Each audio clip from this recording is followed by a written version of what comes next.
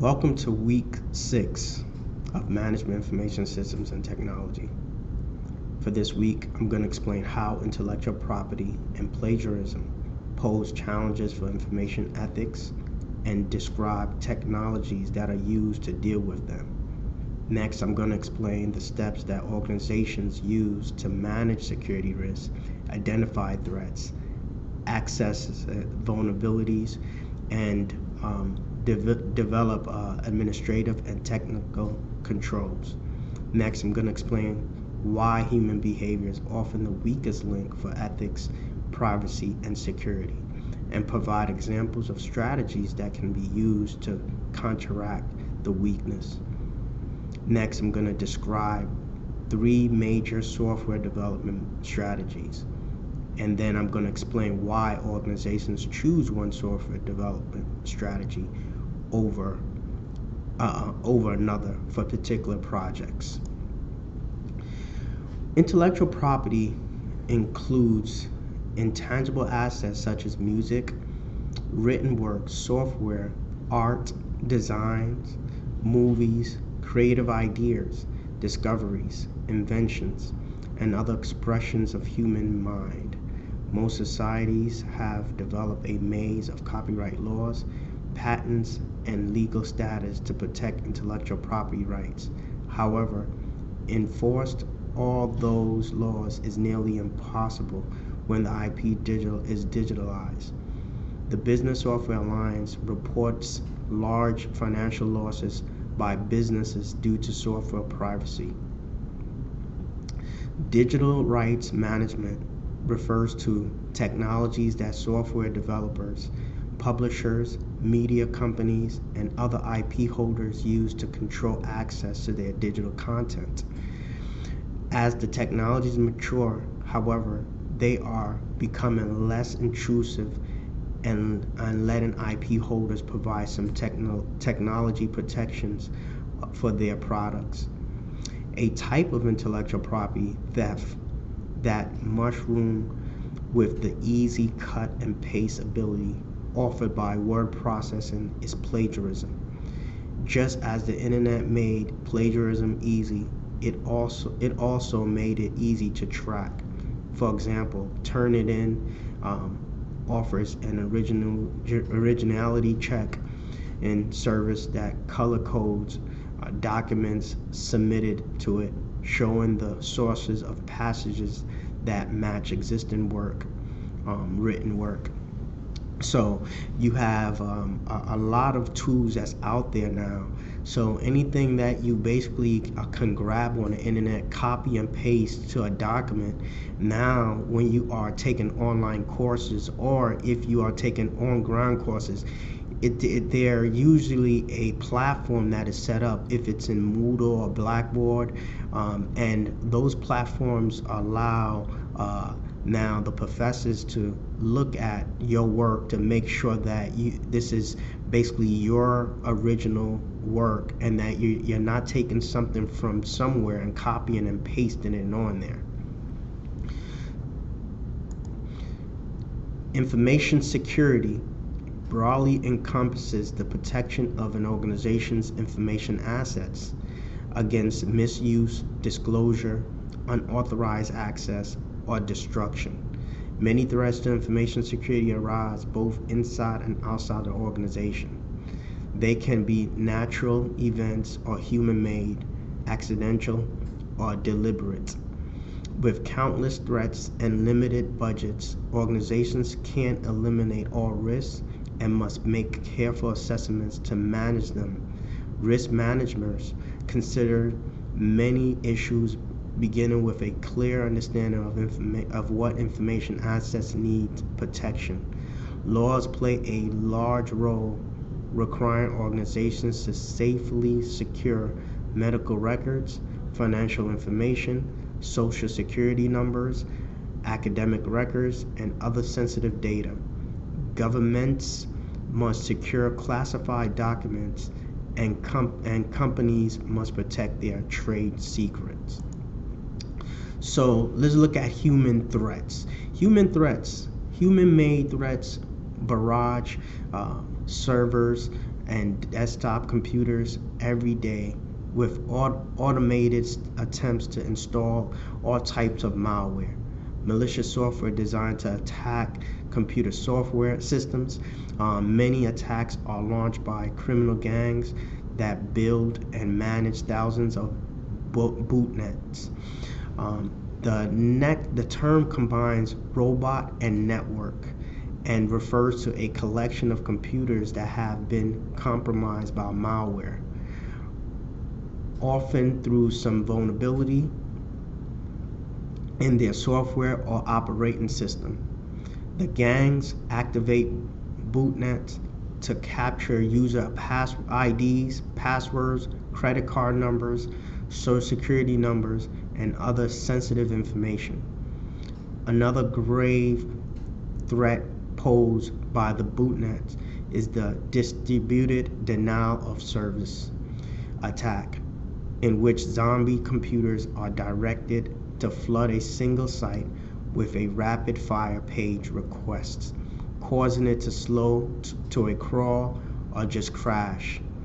The DDoS attacks cost organizations many millions of dollars in downtime, lost business, and lost clients' goodwill.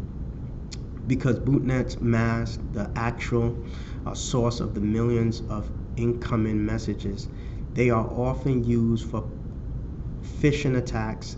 These typically start with an email which clearly lures tax payers to click on a link. Recipients land on what appears to be a genuine website where they innocently type in their social security number and other personal details. The threat of information leaks come in not just from cybercrimes. Employees can lose laptops and smartphones. Mail containing backup media may go astray, and people may drop unshredded sensitive documents into the dumpster. There are many ways where just employees make various mistakes, especially when you have a job that gives laptops to employees, and those employees don't really take the responsibility of making sure that they log off, or that they don't just leave their the company's equipment everywhere where somebody get a hold of it. And then also just the way that you shred documents, and then also you have people that will look over your shoulder and look at your password as you type it in. It's various ways where we have to be mindful of these threats and how it poses issues and concerns for organizations. An organization's risk assessment must examine its vulnerability to determine how effective it is. Security measures are. Once it has analyzed its vulnerabilities, the organizations can evaluate controls that fill in security gaps and protect against specific threats. Industry standards are often used for these steps. Vulnerability depends on how likely any particular event may be.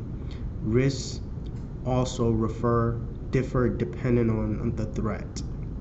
So the risk matrix lists the vulnerability in a table. So it's it's so many vulnerabilities and so many vulnerability levels, and why and various systems that people basically use, and what needs to be protected.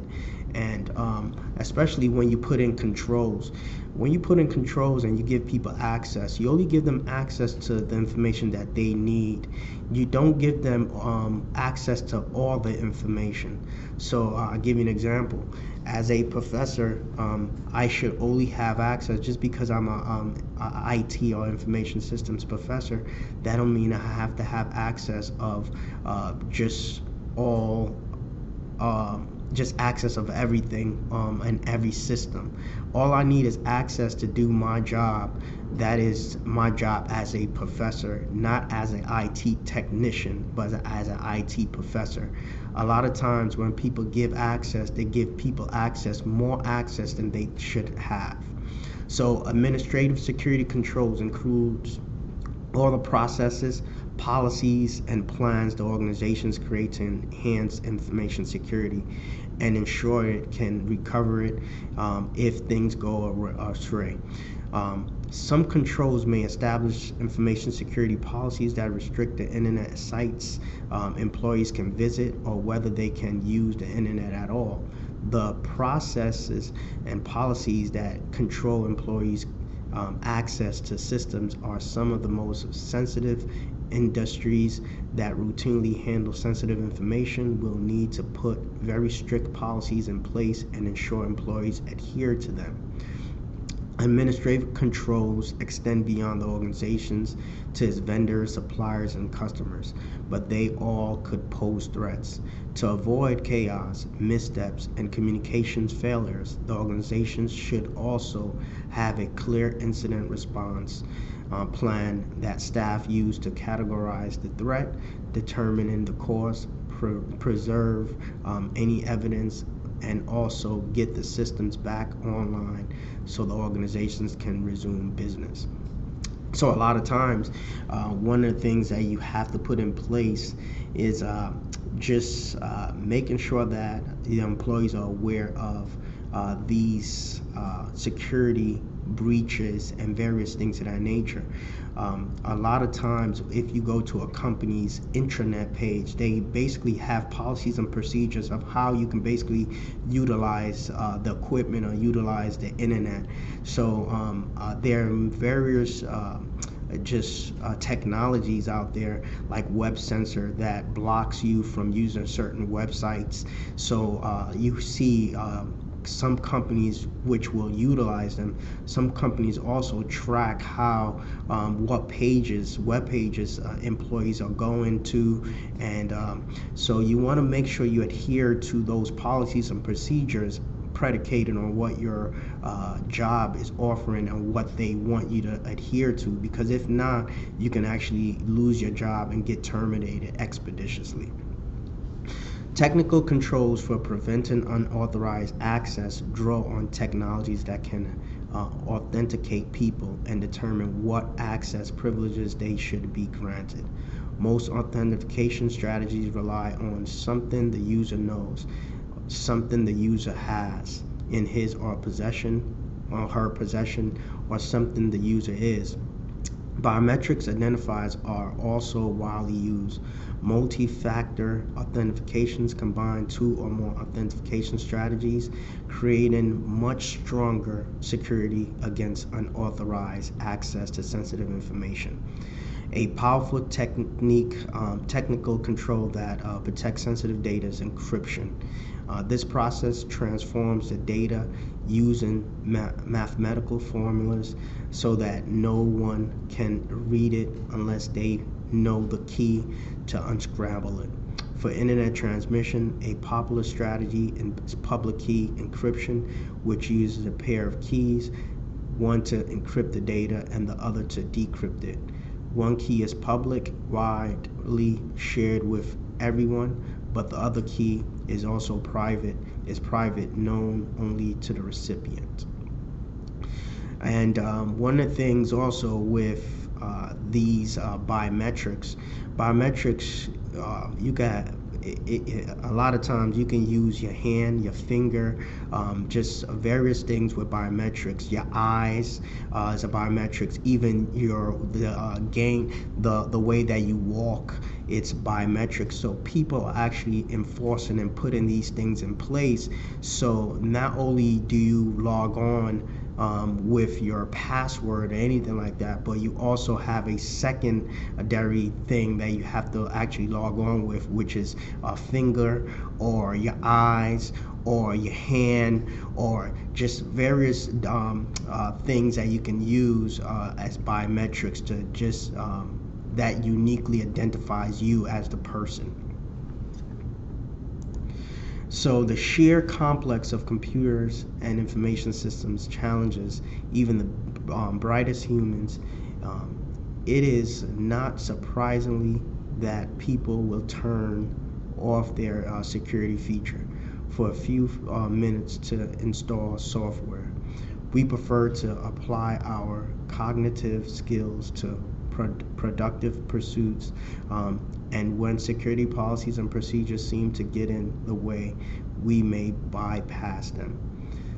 The limits of human memory make the password the most widely used authentication strategy. A serious vulnerability on their own, people tend to create very weak passwords that are easy to remember but also easy to crack. Although technical controls can force users to embed numbers and non-alphabetical characters, change them frequently, the results are still non-promising. Users then tend to write passwords down and reuse them on multiple systems, even far less secure systems such as online gaming and news sites. The cognitive roadblock to strong passwords is just the capacity of human memory to reduce the cognitive load associated with multiple passwords. Many organizations implement the single sign-on, which is a gateway service that permits users to log in once with a single user ID and password and gain access to multiple software applications. A lot of times, even with that, when you work for an organization, they tend to make you change your password at least every 90 days. And with that, you can't use the same password. So what people tend to do is go up one letter. So if they had password was human and a number was 1, so human, capital human, and the number 1. Well, that is a little dangerous. One of the things that we recognize that a lot of times too, people tend to now write down their password and put it underneath their keyboard, and when you go home, the cleaning people comes in, clean, and they see the password, they can log on, they have access to your information now. And now with that, other people may gain access, and you don't know exactly what they're doing with your login, and you are now exploiting, and there are many vulnerabilities due to lack passwords, lack of strong passwords, and lack of people understanding and remembering their password. So we got to be mindful of that as well too, and don't use the same password for every account, because once they crack one password, they can gain access to every account that you have. So social engineering manipulates people into breaking normal security procedures or divulging confidential information. Humans are attempting targets for those with malicious intent who understand such behavior. One weak spot is the human desire to do a favor to help others. People routinely pass virus-laden hoax along to friends and neighbors, trying to be helpful. Respect for authority is another common human tendency that intruders use, relying on uniforms, titles, or just verbal hints that the company president wants something done. Humans are certainly not immune to greed, and scammers tap this human fragility routinely to persuade people to turn over confidential information. So organizations should not have robust security awareness programs to help educate and continually remind people about the risk that lax security presents. The people should cover the organization's own policies and procedures, as well as applicable laws and regulations about how information should be handled to ensure compliance. Beyond meeting legal compliance requirements, a security awareness program should also alert people to the many ways in which social engineering can exploit human tendencies toward kindness, helpfulness, greed, or just productivity. It should provide training and tools such as encryption and help people spot areas in which breach just might occur. Finally, it should reinforce the principle that the organization has the ethical responsibility to maintain information security. Software development strategies. So software development projects may deviate from a straightforward step-by-step approach using alternative development methods. In the waterfall method, the SDLC tasks occur frequently sequentially, with one activity starting only after the previous one has been completed. In theory, the progression continues forward from one task to the next. In practice, though, requirements often change after later stages have already begun. Though the waterfall method has been used for decades, success rates are disappointing, especially for large projects that take a long time to complete.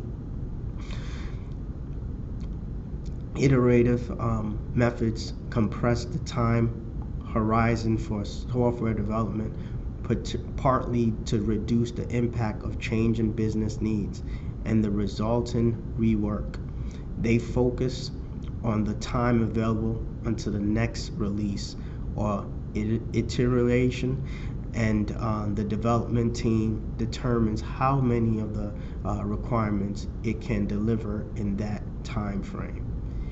Iterative approaches vary, but most incorporate the task in the SDLC rapidly, and they overlap. Agile software development methods use an unstructured approach in which tasks are not sequenced according to the SDLC. Instead, many activities occur simultaneously.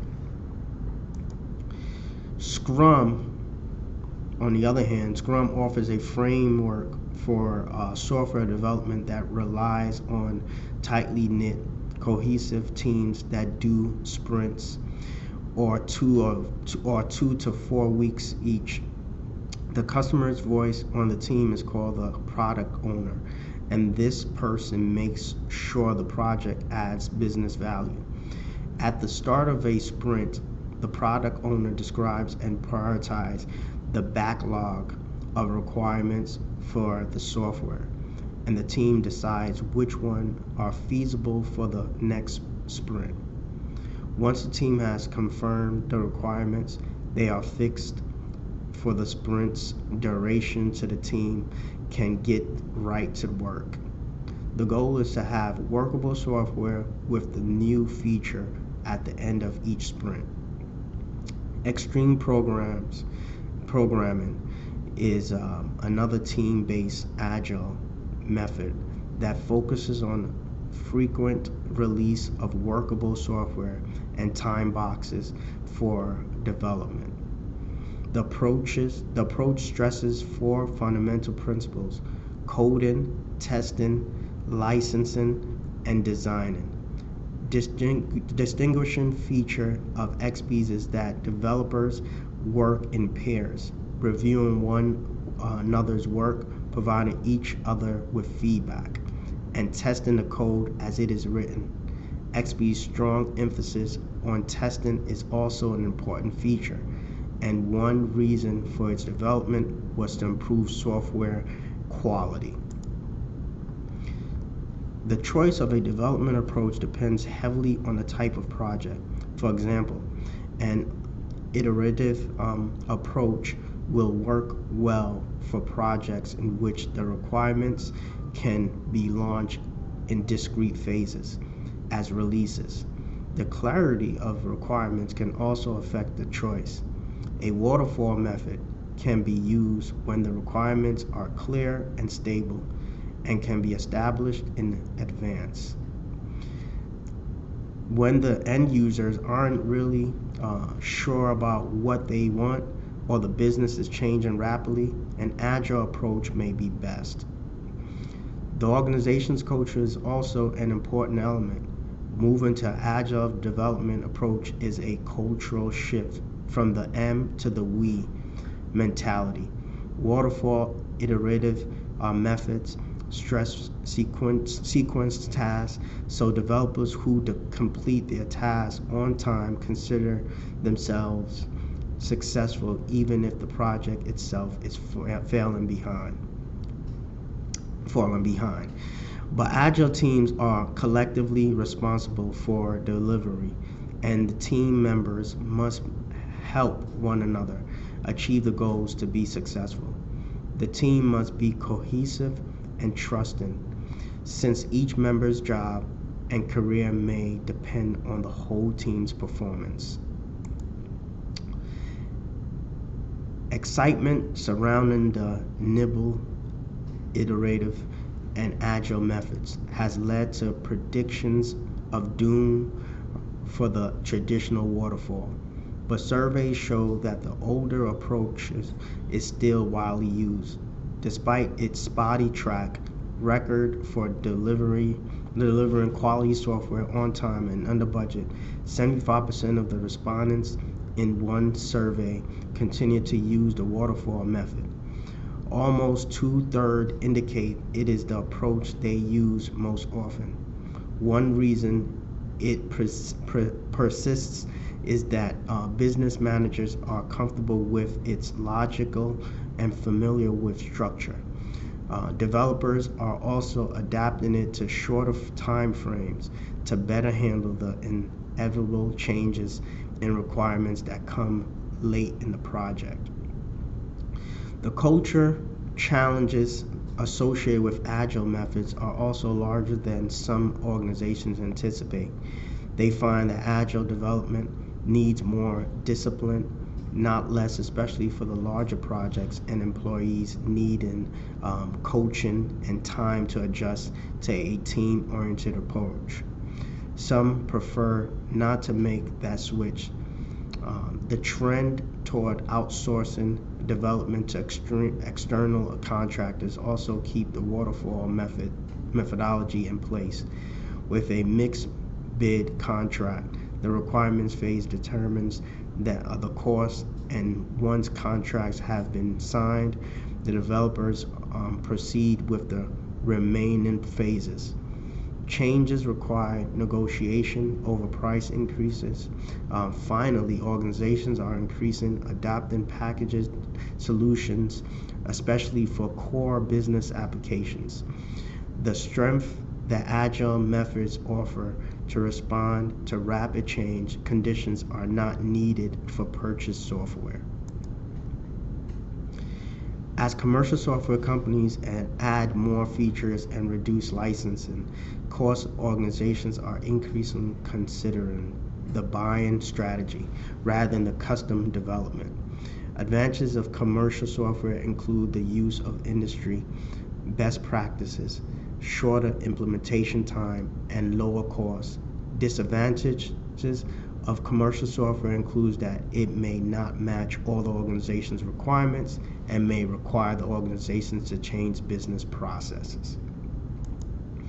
Some organizations choose a best-of-breed approach in which they procure the best systems for each application regardless of the vendor. The CRM may be a cloud computing solution, for instance, while the finance and human resources systems are on company premises and from a different vendor. With these different architectures, the firm must build interfaces that allows its system to interact with one another and pass data back and forth. Another approach is unified procurement, in which organizations strongly prefer systems that are offered by a single vendor, especially the one that supplies the ERP, which is Enterprise Resource Planning Systems. Even if the ERP's customer relationship management systems does not fit as well, the company chooses it over competitors to keep integration problems to a minimum and maintain a streamlined enterprise architecture. That concludes week 6. Have an excellent week, and I look forward to week 7 with you.